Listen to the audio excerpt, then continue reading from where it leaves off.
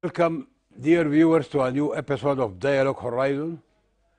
In this episode, we will definitely cover one of the most important events which occurred last week, which was the initiative presented by the Prime Minister Dr. Abdullah Hamdouk about the political upheaval which is happening now in Sudan, and his recommendation or suggestion that he made broad points to be discussed by the political elements in the governance, the traditional governance, so that the people can circumvent an imminent collapse of the whole country. That's exactly what he said, that the country, the state, the nation is on the verge of maybe a political collapse, a political upheaval. That's why he presented this initiative only 7 days after his speech. So actually, Dr. Abdullah Hamdouk spoke in 1 week, two important events. So I'm happy to host in this episode, this important episode, to host two our gentlemen who were with us last week. And I think this is a very good continuation. First, we have our friend Ustaz Ahmed Toud Lisan. He's the GEM, Justice and Equality movement leader. He's the spokesman or secretary of the negotiating team of the Juba, and he's also representing the government in the ongoing talks with SPLM North Al-Hilo faction. Also, we have Dr. Abdul Halim Tayman. Abdul Halim is the leader, the assistant chairman or president of Ummah National Party. Welcome, both of you gentlemen. I think we have a very important event, which is the initiative presented by Dr. Abdullah Hamdouk.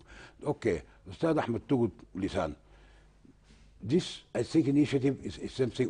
Can you tell us about the timing? The timing. Why is it presented at this time? And just the broad lines about the initiative. What is your feeling and what is your comment on the timing and the points raised by Prime Minister Hamdouk? Well, thank you very much, and I'm pleased to be here again with my colleague Abdul Halim. No doubt the speech of the Prime Minister relating to the political situation in the country was a very important speech, and he was very frank and honest in exactly reflecting what is happening in the country. No doubt Sudan is just like any other country in transition, facing difficulties. There is no one unique transition model that we can adopt, but given the circumstances of the change that happens in the country, too many, a center of power divided among the components of the government, make the administration and a smooth transition of the situation to some extent difficult, and that's why the Prime Minister came out and spoke about the challenges that facing the current government. In his speech, he highlighted a number of challenges that facing us, and as the government and as the political parties supporting the government, collectively we need to find a way to create a political historical bloc in order to support the current transition. The elements of his speech, basically, he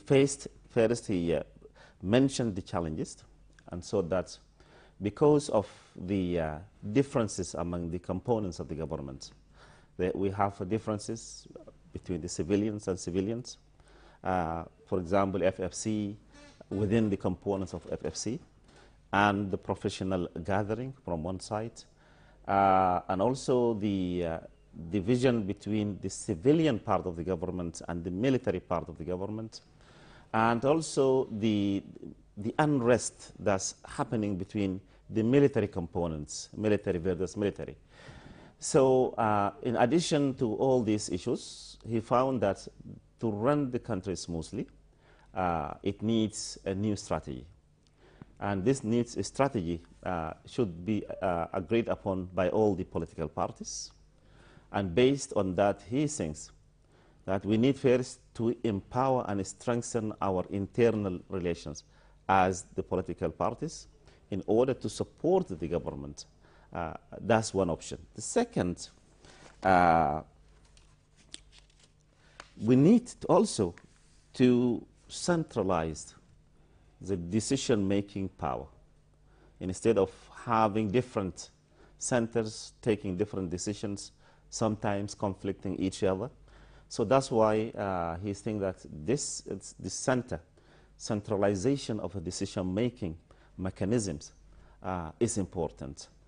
And also, he clearly stated that we need to abide ourselves by proper implementation of the peace agreement, and not only the already signed peace agreements, but we need to seek and work hard to bring the others on board in order to have comprehensive peace in terms of issues, in terms of parties. So that is one of the elements he mentioned.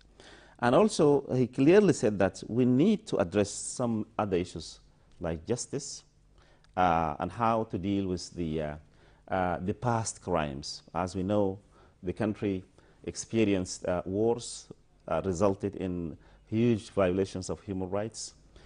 We need to address the victims and also to compensate those who have been redressed because of this conflict. So that's one of the elements he referred to it. And not only this, we need to continue in our policy on dismantling the old regime. And we need to give this commission or the committee that's tasked with the dismantling of the regime of the Osset regime, the power and the support, and it is a part of the policy of the government. So we need to give and support that policy and empower the commission in order to carry out its mandated task. For that is important as well. So, given all of this, the government found that also we need to restore the relationship, our different military components through a security sector reform. We have many armies in the country. Those who, the definition of the military institution, which is composed of rapid support forces and the army from one side, the movements armies and other people who are holding arms. So the country, it needs proper security sector reform in terms of individuals, in terms of institutions, and in terms of laws and regulations that organizing the military institutions generally. So he referred to one of these issues as an important issue. So on that basis, he thinks we need a historical political bloc. People agree among the wide political spectrum to agree on a program in order to support and achieve these objectives. So that's why his speech, I believe, was important in terms of the content and also in terms of timing, because the country, as you clearly said, at the verge of collapse economically, security, and also even our policies to deal with the international community. There is no one unique external policy. Yes. So that's why he clearly and honestly put all these issues on the table for us as the politicians to study it carefully, to find out a way how to deal with it. And he thinks that's the only way to come out of this mess and stop the country from the verge of collapse, to agree on the programs and wider programs. And that's what exactly we need in this specific time. Okay, that's very good. That's very elaborate and very good summary, actually, of the most important points. So, from what you said, I believe that you are a leader in the gym. Justice and Equality movement, which is one of, it's the biggest one, it's a big movement. So it's good that you think the initiative of Dr. Hamdouk, it's worth discussing. So you also agree with him that the country is almost in the verge of a complete disarray in all fronts. Okay, we go to Dr. Halim Teman. Halim Teman, okay, you are assistant president of one of the two big parties, political parties in Sudan. Many people, many analysts, they believe that what Hamdouk mentioned in his initiative, it also goes back to the governance since independence. The same issues are repeated. Plus, it's aggravated by the hostage regime, by his policies of enhancing a prejudice to his members of the Islamic movement. So, in Ummah National Party, what can you add or say or comment on the initiative of Dr. Hamdouk? You think it is worth discussing? It is important.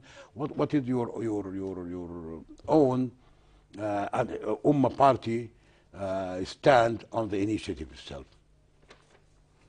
Thank you for having me. We know that we in Ummah Party, basically, we are engaged since the beginning of this movement and uprising, and we are part of all these preparations.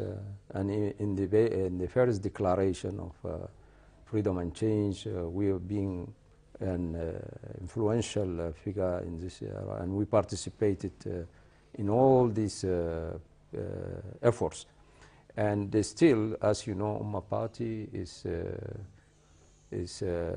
giving a lot of efforts and initiatives every day. And we are one of the first parties that called for broadening and strengthening, consolidating the coalitions, the governing coalition, or the political body.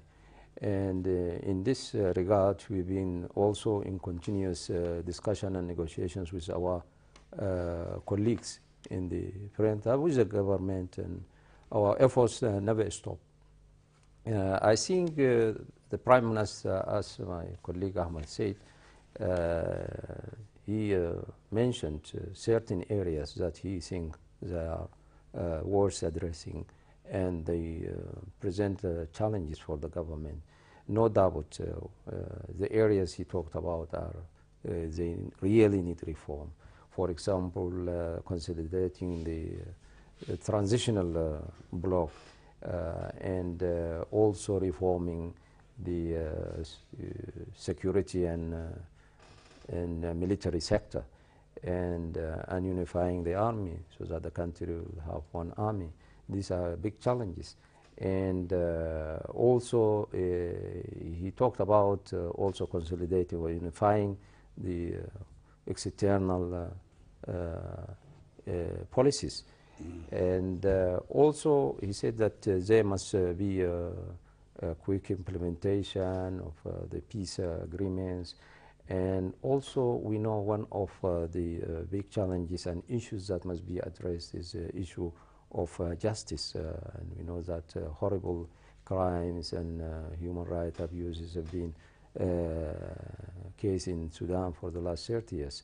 So still we need to heal the wounds of those people, and we need also to address the issue of justice so that there's no impunity. And until now we know that this is being very slow, and we need to know that or remind ourselves that the nation who was behind this revolution has also as expectations. So I think you need to meet the expectations of people, and because their expectations are not met, and they think that the process is slow, so they are calling now, as you see, demonstrations, and we know that we have also some of the bodies that are forming the coalition also, they have quit. And I think also one of the main issues is the existence of the old regime in very sensitive areas in the government, and also this is a very important issue, and forming also the constitutional assembly is an important issue.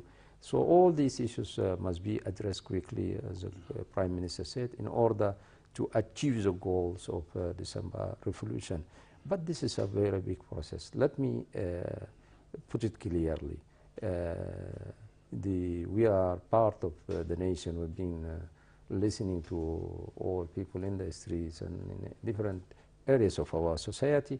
People are talking about a unique model, this model of forming a transitional government that has in its composition part of the military who are part of the old regime. And at the same time, people at the beginning of the revolution, they are calling for a complete civilian government, but their expectations were not met. But we said that this is important, this is for the benefit of our country and for achieving the goals of the revolution. So let us get into partnership with the military. But after this partnership, and we've been defending this partnership, but still there are some distances. And let us be frank also, some people say that the military component of the government is also defending the old regime in many instances. This is also one of the issues that people are talking frankly about that. And but let us also remind ourselves that the constitution that was written after the revolution clearly gives a lot of power to the prime minister. And people also, they think that the prime minister did not defend his authority and his also part of the responsibility in this. He need to defend and control all his... to consolidate all these given by the declaration, yes. Yes, and should also not let the military side of the government to expand at the expense of his authority. I'm sure these are issues that must be addressed, but the new challenges also took another form, that there is also some cracks between the military components also in the government. But hopefully, we saw, we heard last day, yesterday, I think there is a declaration from the military components of the government that General Hemeti and General Burhan, they sit together and with their generals, and they declare that they have no any disputes or issues of difference between them. This is also a very nice issue, and we are glad to hear that. But returning to the political coalition, there is a lot of work needed. You cannot go in transitional government and leading a transitional period to democracy without bringing all people, all Sudanese people together. So we need to broaden the coalition, the political coalition, so that other people who want to be part of the transitional process would find a place to participate. This is something that we must do. And because also we have new players, we have new participants in this coalition government, our friends who signed courageous peace agreements. They also need to be part of the details. So we need to restructure the coalition so that everybody is satisfied. Without this satisfaction, we cannot defend or the reforms, basically the economic reforms carried by the government. And these reforms, without a political consolidation and agreement, we cannot also push forward these reforms so that they turn or translate into benefits for the Sudanese people. So all these issues, I know there are challenges, but still we have made a lot of accomplished a lot of achievements were there during this period. I think the Prime Minister, he needs also to go in broader consultation regarding this initiative.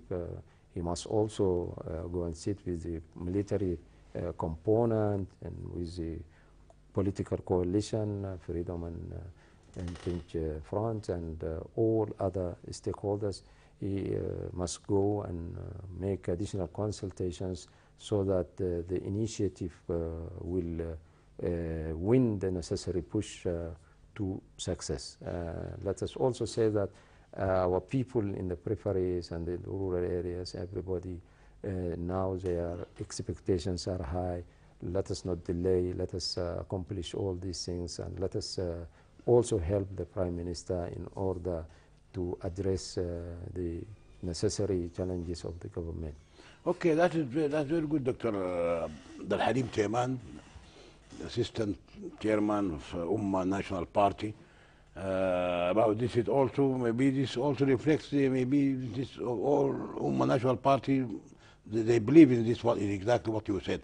But I want to go back to Ustad Ahmed Toud. Ahmed Toud, let us be frank and let us just go try to analyze the most important issue of the initiative of Hamdouk he was talking about the military component. He was talking about the military component, and he mentioned that military, there is some differences in military component. Elevate what we had to do yesterday, the joint meeting of General Burhan and General Hamidti with the top brass of the National Army. Only the top brass of the National Army were addressed by General Burhan and General Hamidti. That there are no differences between them, and they are not going to go in confrontation. This is something good. That is something good. But as we all know, that the important element which is supposed to salvage, to deliver the economy of the country, the international community. International community, we are talking about Donald Bush, the American. We are talking about Volcker, the UNITAMS. They are all talking about only one thing. They are talking about creating one national army. Of course, we know, I'm sure that the signatories of the Juba, they are eager, and they started talking about the delays in the DDR. Why their troops are not yet being integrated in the army, or the process of the DDR, demobilization, disarmament, and reintegrating. So the components of the Juba, the signatories of Juba, are keen, and it's not difficult, it's not a big issue. They want to go. Actually, they want to be part of the national army. Well, not all of them, maybe those can be part of national army, part of them will be the police, anyhow they will be a normal DDR process known to everybody in the world. But what is really sticky is the rapid deployment, the rapid support forces. The rapid support forces, this is true, it was formed by a law, it is governed by a law. These international community people whom I mentioned, they talk about only one issue. When they talk about how to disarm, how to absorb the rapid support forces. This is a little bit sticky issue, and it's not easy to be solved. What is your comment or belief on this issue? How did you have any in mind? This is your own personal, by this, your own personal assessment, not necessarily that of Jim. So we can accept your assessment. Well, I think the disputes between the main military components is alarming and also raised a lot of concerns. And the reason of this disputes based on the origin and the establishment of these two components.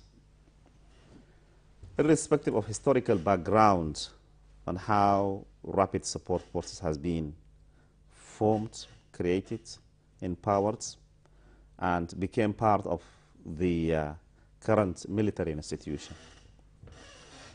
Our current constitution, or the constitutional text, defined the military institution as the army plus the rapid support forces. These two components now forming the military institutions this is by our constitution. So both these two bodies are unofficial bodies, and they both played very important role in the current change. Yes. They have a role. They had a role, both of them, in making the new political setup. And that's why you are saying our situation now is very complex. This change has not been done by civilian purely, or by the army purely, or by the rapid support forces purely. So together with others. And that's why we are saying the transition of Sudan, if you compare it with the other political transitions in the countries that emerging out from the war, our situation is unique and different. Given this complexity, we need to handle things very carefully. And we are very keen to maintain any differences between the two military components, because any disagreement which could lead for escalation between the two parties will complicate the whole situation. Sure. This is one.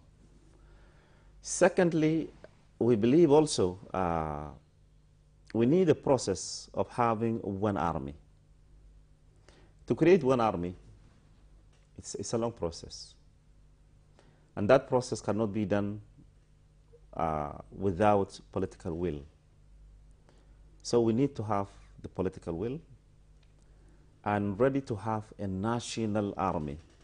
And I need to focus on the word national. National army that represents the diversity of this country. Because if we refer back and looked to our history and our institutions after the independence until today, these big question marks need to be answered. And the only way to answer that questions is to put things in the right track. To create a political will, to establish reforming our institutions, and this will help to unify these two main military forces. And through the process of the reform, we need to execute and implement the current peace agreement through comprehensive military and security arrangements to bring the old fighters and incorporate them into the existing military institutions, whether that's in the army, in the rapid support forces, in the police, or in the intelligence, in order to have one military component. And not only this, we need to seek and bring the others on board, because any country without strong military leadership working under the authority of the government will create problems. If the prime minister, he has the presidential power, has no, or has limited power to run the military institutions while he is running the rest of the country, this will complicate matters for him. Because of the change, also the military components is still exercising a lot of powers. They have economical strengths because there is economical institutions, big economical institutions, still in the hands of the military. These institutions play a very important role in strengthening the economical situation of the country. These institutions supposed to be under the or management and the direct supervision and control of the civilian part of the government. And this is not happening. In the process of reform, we need to take all these matters back to the right track to empower the Prime Minister, to strengthen the establishment of military institutions through the laws, regulations, and through the composition, structure, and individuals, and make looks national in nature, national in laws, reflecting the diversity, and then we move forward to have proper transition. So the big challenge now, under all these difficulties, we need to navigate smoothly until we reach to the land. Now we are in the middle of the ocean, and need to handle this this ship very carefully and very smoothly. But sorry to interrupt, do we have time? I mean, when I say do we, yeah, I because know. we are governed by time by the international community, who is giving helping hands, a lot of helping hands to the country. The country is now not facing only military disintegration. Exactly. It is also the economic. These people were that's why maybe one of the reasons Hamdouk, the timing, that's why I asked you about the timing. Because by the end, supposedly by the end of this month, if things go correctly, Sudan is supposed to have a complete, to enjoy the HIPIC program, which is lifting the debts, external debts. Many people, they spoke about timing. Polycar and this international community, we have to agree that the international community is playing a very important role, Yes, which exactly. cannot be overlooked. So we don't have time. I agree with you, but do we have time? Well, the international community, so we don't have a time, but we need to, fix our issues within the time that we have. Time available. So the international community are now giving very important consideration to the political developments in the country. Yes. That's why the United Nations created this UNITAMS, the international special envoys coming and going, and they are engaging on daily basis with the government. And I think the third pillar that we are looking for is the support of the international community, because we need to fix our issues, but also we do need the support of the internationals in order to move forward. Okay. So if we go just to switch to another important issue about the initiative, Dr. Halim. Also, frankly speaking, the initiative is calling about one unified bloc. One. I think this is wishful thinking. Having in mind the spectrum of the political spectrum. Now let us forget about the military affairs.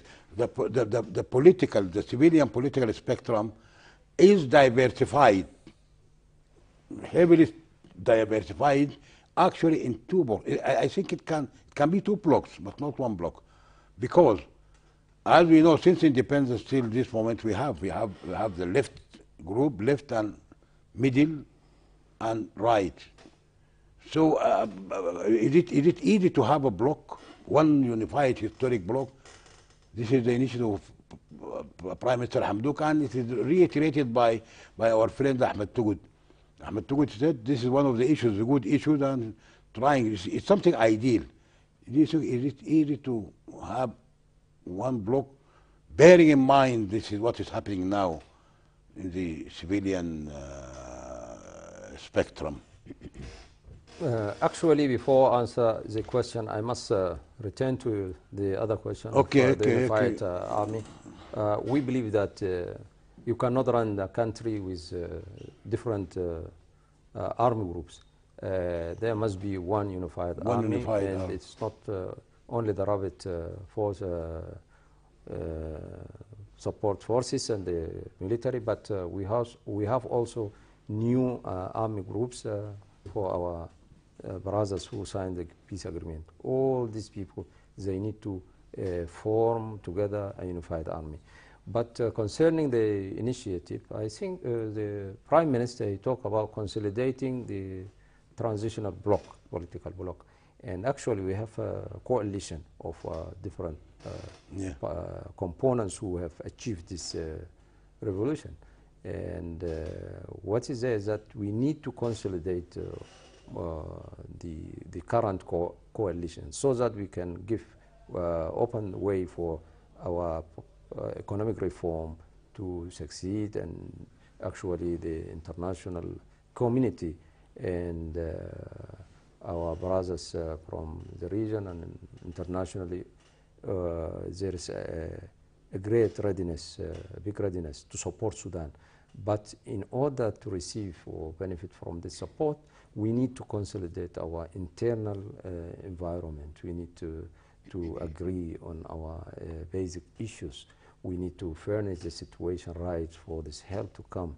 We need to also to agree about and support the Prime Minister in his economic reform. Why not consolidating it in 2 blocks? Why 1 block? Why 2 blocks? Because there is diversity. No. For example, let us be frank. I tell you, if we go for the components of the revolution, starting from the alliance, the professionals, a very sizable group, actually these sparked the revolution since 2013. The professionals alliance, plus the Communist Party, the Ba'ath Party, all these are and the Sudan Congress Party, and the Unified or Unity the Alliance. This is 1 block. The other block may be the Ummah, maybe the Justice, the GEM, maybe the other. So that's why I said 1 block is difficult. No, I'm talking about reality. I don't agree with you because you know all these groups, they together they form this coalition, the Freedom and Change Group Front, and overthrow the government. And I think our brothers also in the army groups, they also have their share in this change. So I think our constitution is talking about only 1 block, Freedom and Change Front. And Force of Freedom Front, yeah, now complete disarray. No, there is complete disarray, but this is the umbrella that is now in the constitution. But we need to discuss our issues under this umbrella and make necessary reforms and try to bring others together so that everybody is having a share, and let us also move to our goals to achieve them and meet the expectations of the nation. And these issues can be resolved easily. I don't think I don't think we need any kind of dualism or 2 groups. It's 1 block that. The democracy is the ideal democracy is based on 2 poles. No, in opposition and governance. No, it has to be in 2 poles. I'm not talking about them, but we are talking about the coalition, that is the political coalition that is supporting the government. Yeah. But in reality, is it 1 block? No, in reality, we have the rules that give a chance for any political party to do to exercise political activities.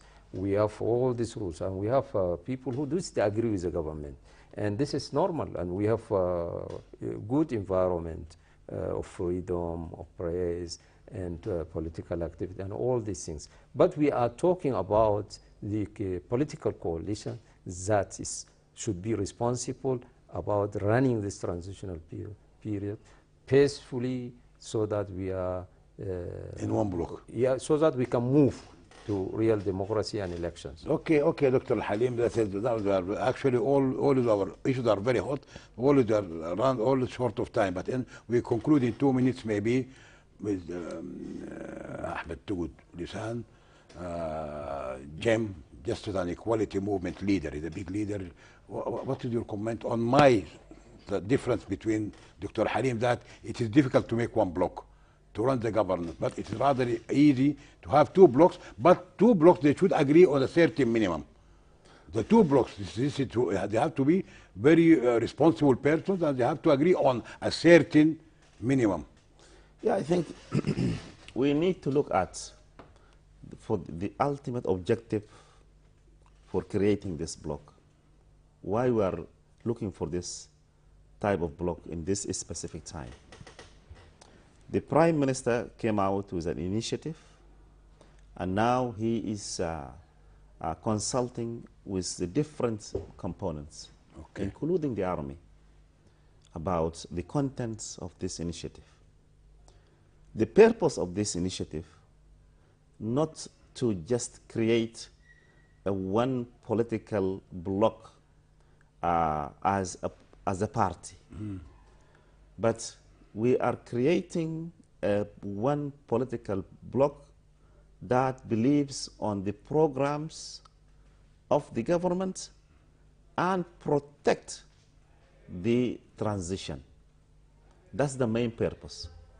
So in this case, all the political parties, the military components, even the civil, the NGOs, the national NGOs, the civilians who supposed to stand and give support to this government, they need to be part of this bloc. So the reason of this bloc is to maintain the transition without any difficulties.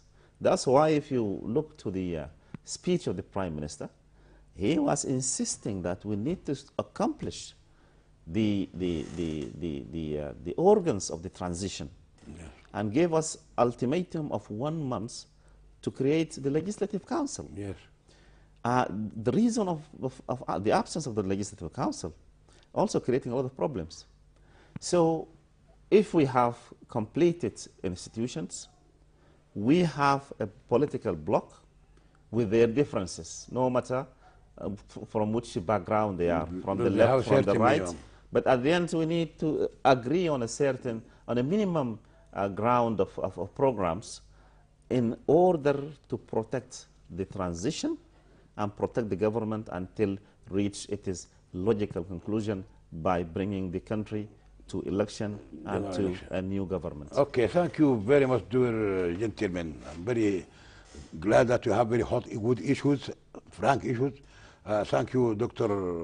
Abdul Halim Tayman, Assistant President of National Party, for your contribution. Thank you, our friend Ahmed Tugud Lisan, Justice and Equality leader, actual leader, but you have different contributions, especially in the peace talks with the as member in the GEM and now as member in the government. Thank you both gentlemen. Thank you, dear viewers, for being with us in the last hour and so. Hope to see you next week in a different issue, hoping that things will move smoothly to a full democratic civilian governance. Thank you. Bye.